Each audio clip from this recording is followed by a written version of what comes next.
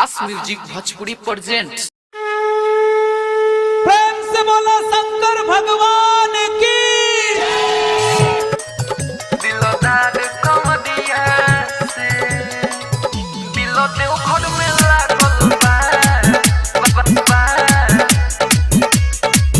दिलदार कमरिया से दिलदार कमरिया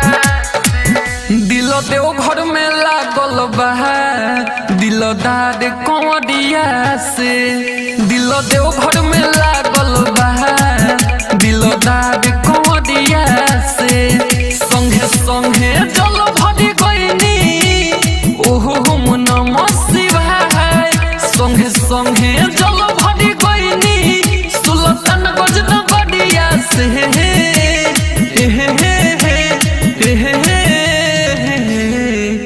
दिलो देव घर में लागल बा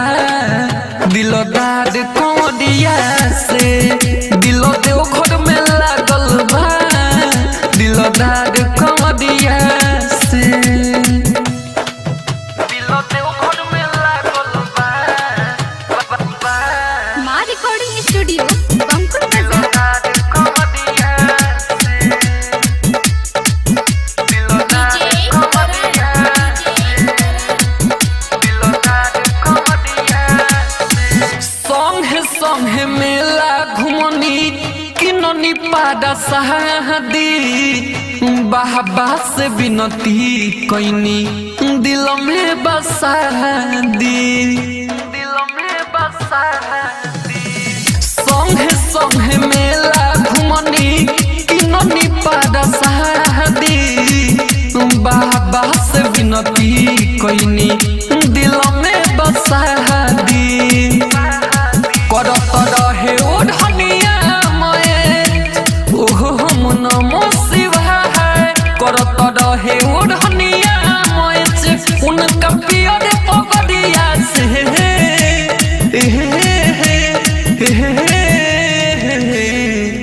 दिल देव घर में लागल बा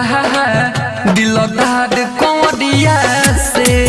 दिल देव घर में लागल बा दिलदार कमरिया से दिलदार कमरिया से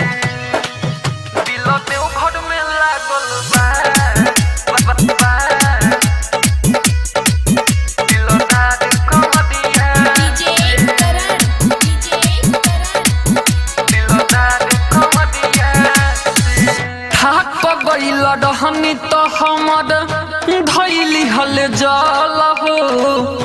रहिया भर गईनी दुनु जने पाए धल हो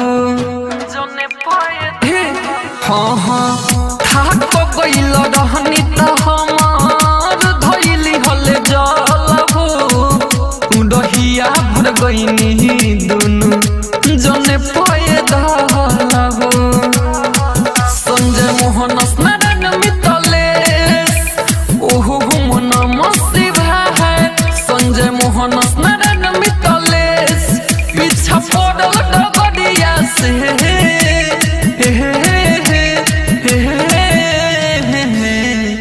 दिल देव घर में लागल बा दिलदार कमरिया से दिल देव घर में लागल बा दिलदार कमरिया से माँ रिकॉर्डिंग स्टूडियो बंकुल बाजार।